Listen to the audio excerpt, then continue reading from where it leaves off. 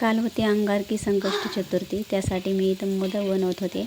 असे मोदक माझी आई बनवते आणि खूप छान लागतात. आज मी तसेच बनवले आणि खूपच टेस्टी झालते.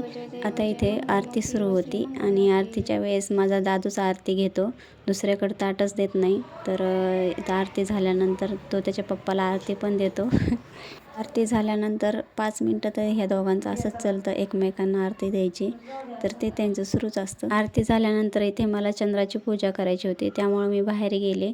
आता इथं 9:45 झाले होते. चंद्राची वाट बघत बघत चंद्र काही निघाले नाही. आता 2च देव आहेत जे की आपल्याला रोज दिसतात, एक सूर्यदेव आणि एक चंद्रदेव. तरी आज ज्यांचं दर्शन व्हायचं होतं ते आलेच नाहीत लवकर.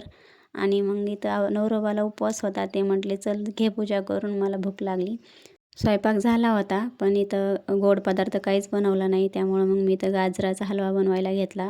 तूप टाकून चांगलं परतून घेतलं, त्यानंतर दूध टाकलं आणि साई होती ती सुद्धा टाकली. आता दूध आटेपर्यंत शिजू दिलं आणि त्यानंतर त्यात साखर टाकली. साखर टाकल्यानंतर कलर चेंज झाला. मस्त असा गाजराचा हलवा झाला होता आणि टेस्टला तर खूपच छान. साई टाकली होती त्यामुळं. आणि त्यानंतर इथं मी काजू बदाम फ्राय करून ठेवले होते, ते सुद्धा टाकले. विलायची पावडर. गाजराचा हलवा बनवताना कोणी मिल्क पावडर टाकतं, कोणी खवासुद्धा टाकतं, पण ते आपल्याकडं नाही आहे. ज्यांच्याकडे मी याच्यात भरपूर साई टाकली होती आणि खूपच टेस्टला छान झाला होता बरं का. घरात अशी पूजा मांडलेली असली ना तर सारखं बघतच राहावं असं वाटतं, खूप प्रसन्न वाटतं. त्यानंतर आम्ही सुद्धा जेवायला बसलोत आणि ज्या दिवशी उपवास असेल ना त्या दिवशी कांदा व लसूण न वापरता स्वयंपाक बनवते. तर चला भेटूया उद्या. धन्यवाद.